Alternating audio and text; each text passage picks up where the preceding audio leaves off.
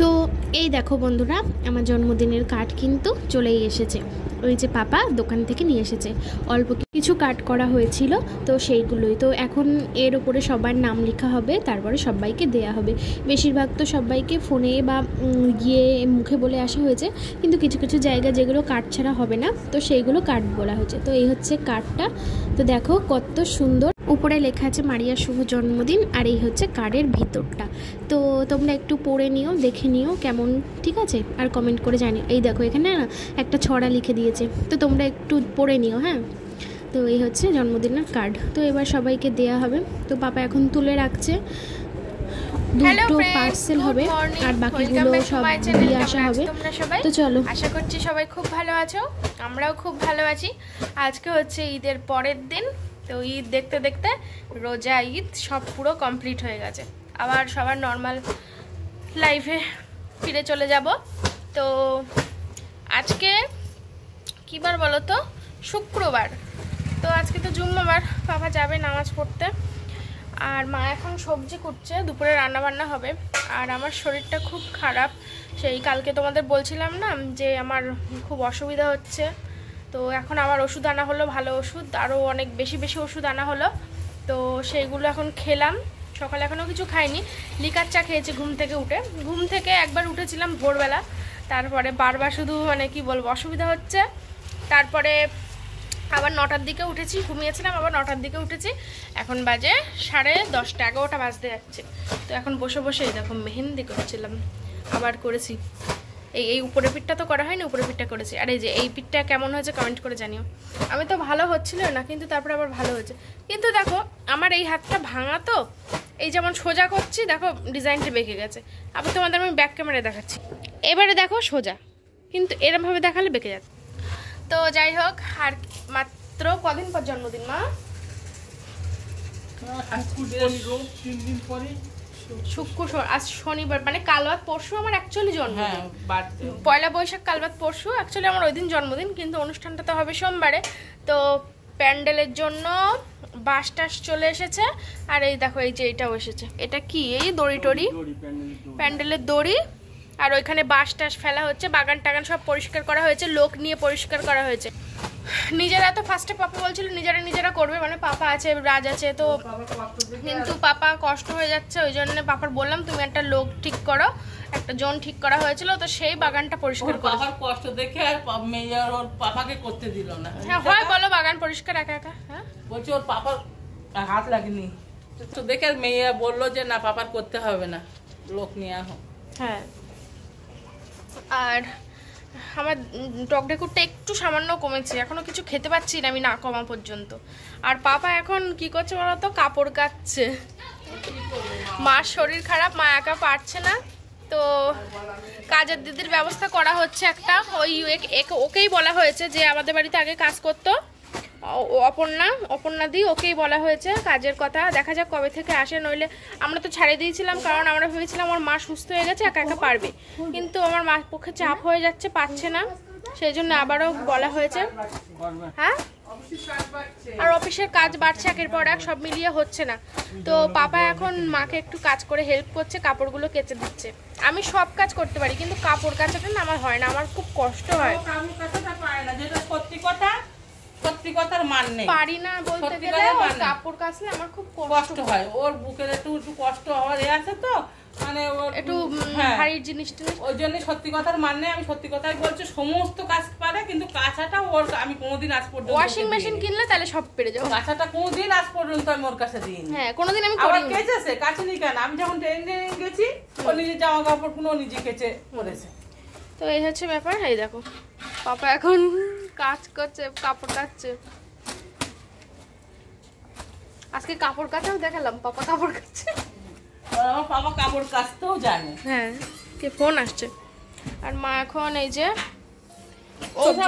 সব পরিষ্কার, ও একবার ও কাচতে হবে না। বন্ধুরা, কালকে তো সারাদিন ভাত খাইনি, রাত্রিরে অল্প একটু ভাত খেয়েছিলাম। রাজের মা একটু ডাল নিয়ে এসেছিল, সেই ডাল তোমাদের আর দেখানো হয়নি। তো যাই হোক, কালকে ভাত খাইনি সারাদিনে। কালকে ঈদের দিন ছিল, দুপুরে লুচি টুচি সারাদিন ওইসব খেয়ে আমার অবস্থা খারাপ হয়ে গেছে আজকে। তো ভাত একটু খেতে হবে, এখন গা পাকাচ্ছে। ওআরএস এই যে বোতলে গুললাম, এই ওইটা জলটা মাঝে মাঝে খাচ্ছি। আর ভাবলাম একটু খেতে হবে ভাত, ভাত খেতে হবে। ভাত খেলে তাহলে একটু মনে হয় গা পাকানিটা কমবে। ওষুধ খেয়েছি অনেকক্ষণ, তো পেটটা একটু ভর্তি করতে হবে। তো দেখো আমার আজকে ব্রেকফাস্টে কি আছে। এই হচ্ছে আমার আজকের ব্রেকফাস্ট। এই খাবারটা যে আমার এত ও বাবা, ফ্রিজে লেবু আছে তাও। তেল নিয়ে নিলাম, কাঁচা তেল, ঠান্ডা ভাত। এই যে এইটুকুই ছিল, এইটুকুই আমার হয়ে যাবে।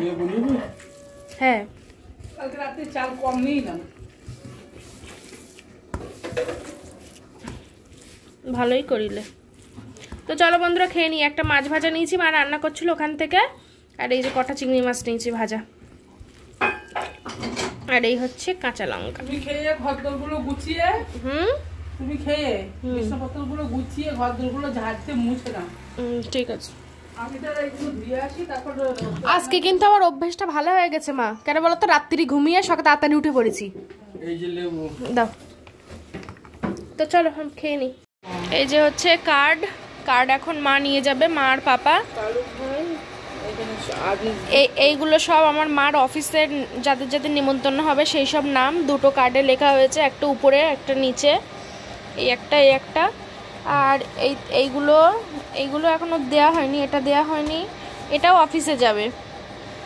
আর এই দুটো পার্সেল হবে, পাপা এখন যাবে কোরিয়ার করবে। কাউন্সিলর, এটা হচ্ছে আমাদের ওয়ার্ডের কাউন্সিলরের। আর এই দুটো হচ্ছে পার্সেল হবে। এই যে আর দুটো কাউন্সিলর দিয়ে আসা হয়ে গেছে। অনেকে দেয়া হয়ে গেছে, 2-3 জায়গায় কার্ড, অনেক জায়গায় কার্ড দেয়া হয়। নাম বসবে। এখন ভাত খাবে তাই তো?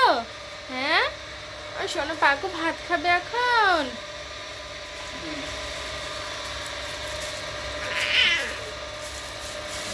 এই যে দেখো দেখো, ভাত দেবো। বাবা রে, কি অবস্থা দেখেছিস তুলতুলি? আমার শরীর খারাপ, 4-5 বার লুজ মোশন হয়েছে, আমার শরীর পুরো খারাপ হয়ে গেছে।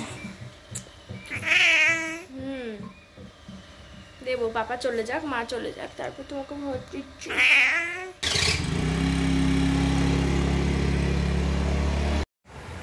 তো বন্ধুরা, পাপা আর মা বাড়ি চলে এসছে, তারপরে আর তোমাদের সঙ্গে দেখা হয়নি। তারপরে আমি স্নান টান করে শুয়েছিলাম, শরীরটা ভীষণ খারাপ লাগছে। আর ওই পাপা তো গেছিল অফিসে, নিমন্ত্রণ করে এসছিল মা, অফিসে কার্ড দিয়ে এসছে। আর দুটো কার্ড পার্সেল করতে গেছিল পাপা। কি হয়েছে বলো পাপা? দাঁড়াও। দুটো কার্ড পাঠানোর জন্যই দোকানে গেছিলাম, কোরিয়ার সার্ভিস।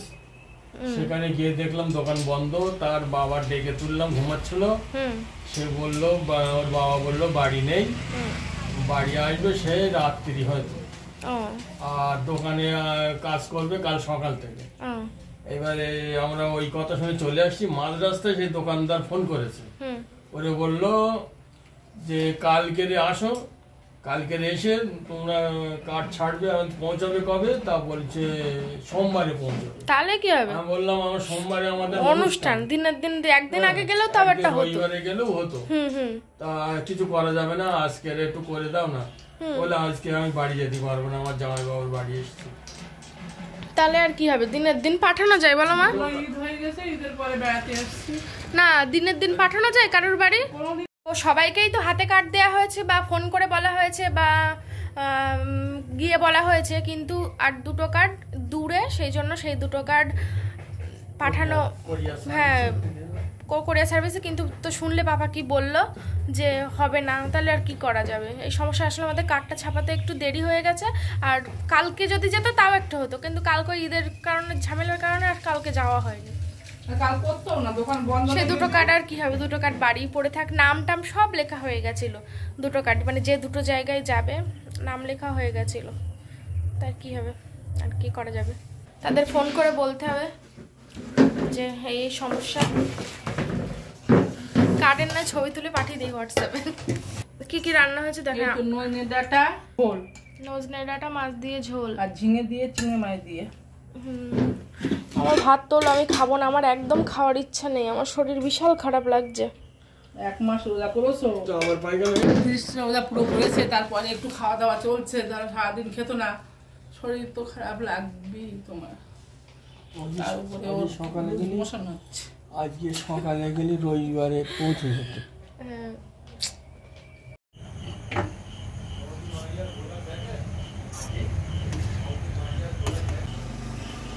তো সন্ধে হয়ে গিয়েছে, আমরা এখনো চা খাইনি, বসেই আছি।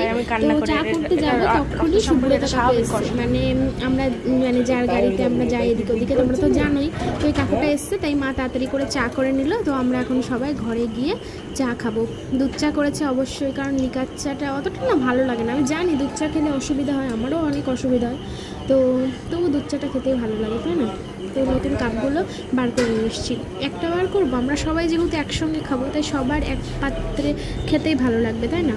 নতুন কাপের পাশে পুরোনো কাপগুলো ভালো লাগবে না, নতুনের পাশে নতুনই মানে। তো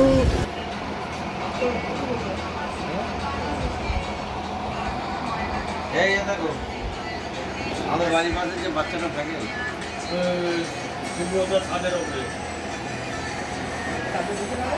এই দেখো কি অবস্থা। কি বলবেন দেখে? তা আমাদের রাস্তার বাড়ি দুদিন অন্তর নোংরা হয়, পরিষ্কার করো আবার নোংরা হয়। তো ঈদের সময় তো এইগুলো পরিষ্কার করা হয়নি, আসলে সময় কম ছিল, তো এই এখন পরিষ্কার করতে হবে। দেখো কি অবস্থা, কিছুদিন আগেই কিন্তু পরিষ্কার করা, আবার দেখো কি অবস্থা। ওটা ওখানে ছোট মানুষ তো ওরা তুলে দিচ্ছে, হাঁড়ি কড়াগুলো পারবে। তো আমরা এখন সবাই মিলে পরিষ্কার করব। আমরা এখন সবাই মিলে পরিষ্কার করব, রাত্রি কিছুটা কাজ লাগিয়ে রাখি। হ্যাঁ, রাত্রে করাই ভালো, দিনের বেলা গরমে কষ্ট হয়, গরমে কষ্ট, খুব কষ্ট, কিছুটা কাজ লাগিয়ে রাখি।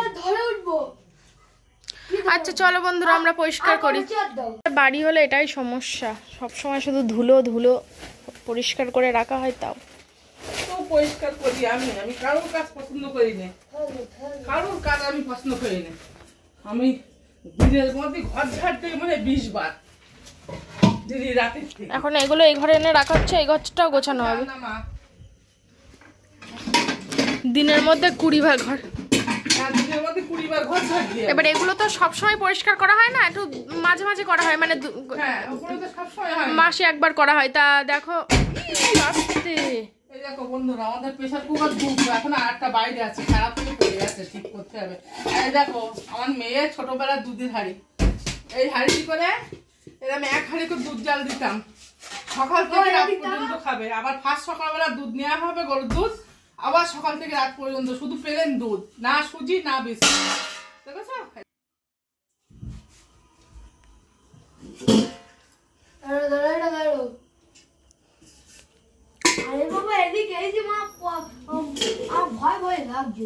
কিসের জন্য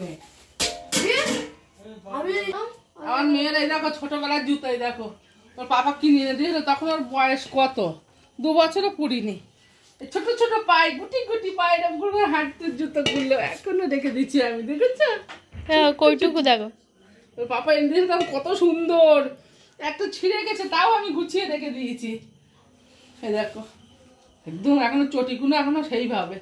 এইটা পরে আমি কত হেঁটেছি বলো, আমার মনে নেই। টুকটুক টুকটুক করে হাঁটবে, ছোটবেলায় এমনি না তো সুন্দর ছিল, গুলো গুলো ছিল।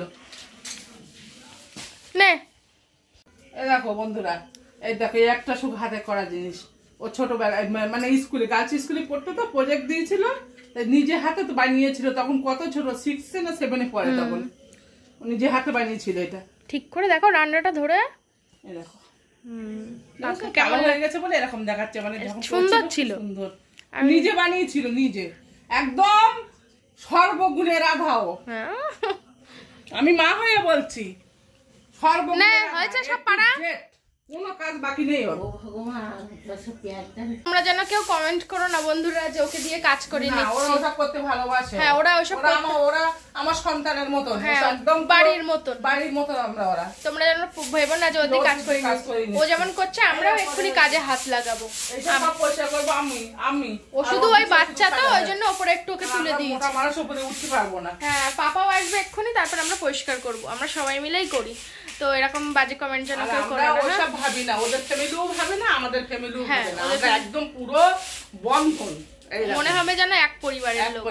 তোমরা সবাই মনে করবা ওরা আর আমরা এক পরিবারের। এই রাত 2 দিন আমাদের বাড়িতে রয়েছে, আজকেও রাত্রি থাকবে, সে জন্মদিন অবধি থাকবে। তো আমার শরীরটা বিট্টু থাকে, বিট্টু নেই কেন বলো তো? বিট্টু হচ্ছে ওই সন্ন্যাসী সন্ন্যাসী হয়েছে। পয়লা বৈশাখের দিন পর্যন্ত ও খুব ব্যস্ত থাকবে, পয়লা বৈশাখের পরের দিন থেকে তোমরা ওকে আবার দেখতে পাবে জন্মদিনের সময়। তো আমার শরীরটা খুবই খারাপ কালকের পর থেকে, বুঝতে পারছো একটানা 30টা রোজা করেছি, একটাও ভাঙা পড়েনি। আর অনেকে তোমরা কমেন্ট করছো কেন ভাঙা পড়েনি, তোমার কি পিরিয়ড হয়নি? তো দেখো বলি, আমি আগেও বলেছি যে আমার পিরিয়ডের একটু সমস্যা হয়, আমার মাঝে মাঝে 1 মাস 2 মাস হয় না। আবার দেখো কিছুদিন আগে আগের মাসে যখন মুম্বাই গেলাম তখন 2 বার হয়েছে। তো একটু দাঁড়া, তো আগের মাসে 2 বার হয়েছে, সেই জন্য এই মাসে আমার পিরিয়ড হয়নি, সেই জন্যই আমার পুরো মাসটাই রোজা হয়েছে। তো এর জন্য অবশ্যই ডাক্তার দেখাতে হবে। তো জন্মদিনের অনুষ্ঠানটা কেটে যাক, অবশ্যই আমরা ডাক্তার দেখাবো, কারণ এই ব্যাপারটা নিয়ে ফেলে রাখা একদমই ঠিক নয়। অনেক দিন ধরেই আমার এই সমস্যাটা হচ্ছে। তো তোমাদের উত্তর দিয়ে দিলাম, আর তোমরা একটু দোয়া করো যেন আমার শরীরটা ভালো হয়ে যায়। আবার একজন কমেন্ট করেছে, কিন্তু তার উত্তর অনেকে তার উত্তর দিয়েছে, অনেকে তার উত্তর দিয়েছে, সে হয়তো জানে না। হ্যাঁ সে হয়তো প্রতিদিন দেখে না, প্রতিদিন দেখে না বলে করে ফেলেছে, কিন্তু উত্তর আমি দেওয়ার আগে আমার অন্য এক বন্ধু দিয়ে দিয়েছে, যে ও বলেছে ভিডিওতে। না না বাবা, রেসিপি আমি কারণ দেবো না।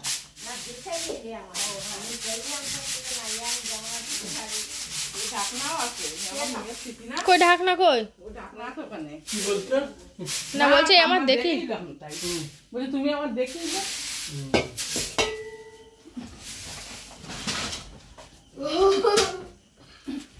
ও ছিদ্র নাকি ভালো? একটু ছিদ্র ছিল না যে। এই যে বাবা কি নিয়ে আসলো, বাবা কি নিয়ে আসলো, ছোট্ট হাড়ি, কিন্তু একদম ছোট্ট।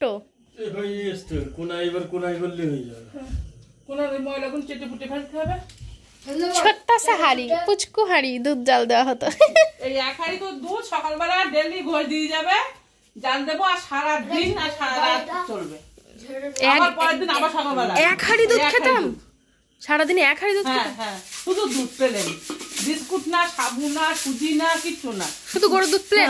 ঝিনুক বাটি করে। ওই জন্যই বেশি লাগতো, ওই জন্য আমি দুধ খেতে ভালোবাসি। এখনো ওই আমার বাবার বাড়ি গেলেই বলতো সে দুধ খাওয়া মেয়ে এসেছে, দুধ খাওয়া মেয়ে, মধুর মেয়ে কই দুধ খাওয়া মেয়ে এসেছে।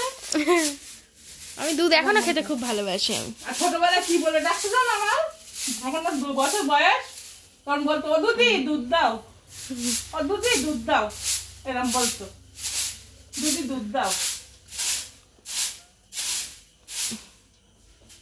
পাপা এদিকটা পরিষ্কার করেছে, ওইখানে পাপা চাস্তে কর, আজকে ধুলো উড়ে আসছে। দেখ এই টেডি বিয়ার, বন্ধুরা গরিব মানুষ যা আছে তাই পরিষ্কার করে রাখি। হ্যাঁ তাছাড়া আবার কি, গরিবের কোনো মূল্য নেই এই বাজারে। আবার কি গরিব মানুষ তাই কি আছে, যতটুকু আছে ততটুকু পরিষ্কার করে রাখতে হবে। গরিবের কোনো মূল্য নেই এই বাজারে, কোনো মূল্য নেই, না মানুষের কাছে, না গ্রামগঞ্জের মানুষের কাছে, কারোর কাছে মূল্য নেই, না পরিবারের কাছে, না পরিবারের কাছে কোনো মূল্য নেই। গরিবের কোনো দাম নেই, কিন্তু গরিবের মনে যদি আঘাত দেয় তাদের কিন্তু কোনোদিন ভালো হবে না, সেটা আল্লাহর বিচার করবে। হ্যাঁ তো যাই হোক না কেন, সেটা উপর আল্লাহ বিচার করবে গরিবের মনে আঘাত দিলে। তবে আমরা যাই বলো, তো আমি গরিব বলবো না, আমি গরিব বলবো না যে আমি গরিব, আমরা খুব সুখে, আমরা সুখী আছি। হয়তো ওষুধপত্র খেতে হয়, এখন সবার ওষুধ খেতে হয়, সবার ওষুধ খেতে হয় এখন, গরিব বড় উপর আল্লাহ যাদের পছন্দ করে তাদেরই সব থেকে বেশি রোগটা বেশি দেয়। তাই বলছি আমার তো কেউ মানে নিজের বলতে আর কেউ নেই এই দুনিয়ায়, আর কেউ নেই আমার, গরিব বলে নেই, বড় করে থাকতো।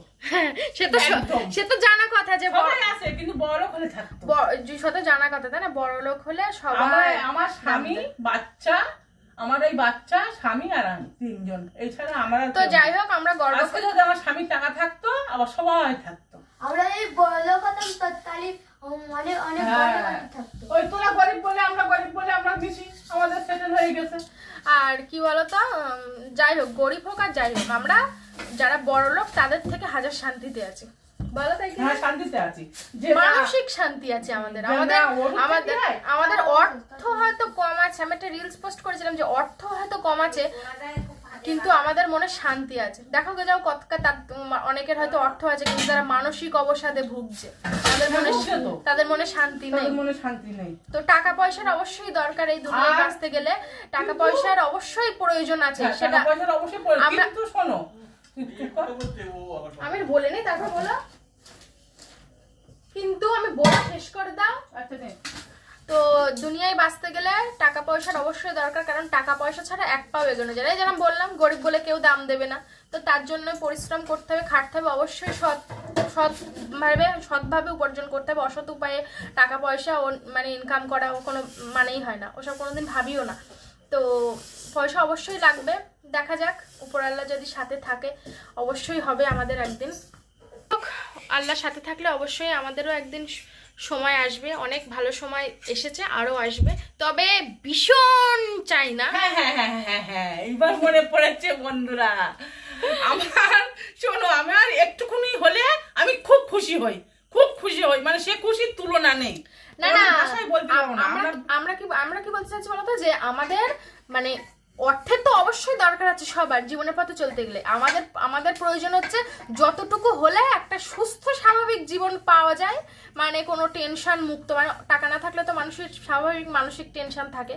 তো হ্যাঁ, তো এই টাকা পয়সা মানে মানসিক শান্তিটুকু হলে, যে না সুচ্ছল আছে আমাদের সবকিছু, এক্সট্রা করে আমাদের এত বড় বাড়িও দরকার নেই, গাড়িও দরকার নেই, কিচ্ছু দরকার নেই। শান্তিভাবে থাকবো, সুচ্ছলে থাকবো, হেসে খেলে থাকবো, এইটুকুই আমরা চাই। ছাড়া বেশি কিছু চাই না আমরা। না, কি হবে বলো বেশি কিছু বাড়িয়ে? আজ মরলে কাল দুদিন, কি হবে? এই বাড়িটাই ছোটখাটো একটা বাড়ি।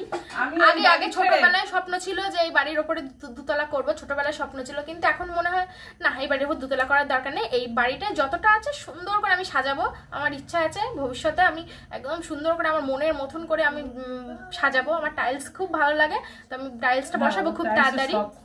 তো এইগুলো আমি করব আস্তে আস্তে। তোমরা পাশে থাকলে, আল্লাহর সাথে থাকলে অবশ্যই হবে। হ্যাঁ, আল্লাহর সাথে, আল্লাহ রহম করলে আর তোমরা পাশে থাকলে অবশ্যই করতে পারবে। তোমরা পাশে থাকো। আর আরো একজন যে যার জন্য আমি এই জায়গায় আসতে পেরেছি, তো সে তো আমার একদম সম্পূর্ণ অন্য জায়গায় রয়েছে, সারা জীবন থাকবে, মাথায় থাকবে। সেটা অবশ্যই। তো এই হচ্ছে ব্যাপার, যার জন্য আমি এতদূর আসতে পেরেছি। অবশ্যই আল্লাহর জন্য, কিন্তু আল্লাহর ওছিলা তো সে, তাই না? একটা ওছিলা লাগে, তো সেই ওছিলা করে পাঠিয়েছিল আমাদের বাড়িতে। তো সে হচ্ছে, তো তার জায়গা সম্পূর্ণ আমার কাছে একদম উচ্চ স্থান, সারা জীবন থাকবে, যতদিন না আমার মৃত্যু হবে সারা জীবন থাকবে আমার। তো চলো, অনেক কথা বললাম তোমাদের সঙ্গে, এবার আমরা কাজ শুরু করি। ফোনটা চার্জ নেই, চার্জ দেব। বন্ধুরা এখন বাজে হচ্ছে 10:57, মানে 11টা বাজে যাচ্ছে, বুঝতেই পারছো। আমার পাপা এখন আবার এত রাতে আবার বাজারে গেছিল, বাজারে গিয়ে তখন ওষুধ খেয়েছে, আবার ওষুধ নিয়ে এসছে, ওই ওষুধে কাজ হয়নি, বই পাচ্ছে। ওই জন্য রাজ এখন দেখো এই শসা কেটেছে, শসা কেটে এর মধ্যে বিট লবণ মাখিয়েছে, এটা খাচ্ছি। আর এই ফ্রিজে হচ্ছে কি তরমুজ ছিল, সেটা পাপা এখন কাটছে। আর এই যে লেবু নিয়ে এসছে পাপা, মৌসম্বি লেবু, এই লেবু এখন খাবো। আমার শরীর খুব দুর্বল, ডেঙ্গু হয়েছিল, ডেঙ্গু মারাত্মক ডেঙ্গু ইনফেকশন, সেই ডেঙ্গুর থেকে উঠলো 3 মাসও হলো না, রোজা পড়লো। একটা ডেঙ্গুর পেশেন্ট সুস্থ হতে 6 মাস টাইম লাগে, আর তার ভিতরে 1 মাস রোজা। শরীরে এবার তার কতটা ঘাটতি ছিল। তো আবার ঠিক হয়ে যাবে। হ্যাঁ, এই বইজন্য পাপা এই লেবু নিয়ে এসছে। পাপা বলছে লেবুর রস খেতে হবে, শরীরে এনার্জি ফিরে ঠিক হয়ে যাবে, কিন্তু ঘাটতিটা তো ছিল একটা অবস্থা। কি অবস্থা, সেই ডেঙ্গু হয়ে মেয়ে পুরো ইনফেকশন হয়ে যায়, আমার কি অবস্থা আমাদের। আর রাজ এই কটা দিন আমাদের বাড়ি থাকবে, জন্মদিন এমনি তো মাঝে মাঝে থাকে, তাই বলেছি এই কদিন একেবারেই থাকবে। বাড়ি গেছে কি করবো, ঘুমাবো? পাগলা, চুল ঠিক কর, তো চুল বড় হয়েছে, চুল কাটবি? আমি অন্য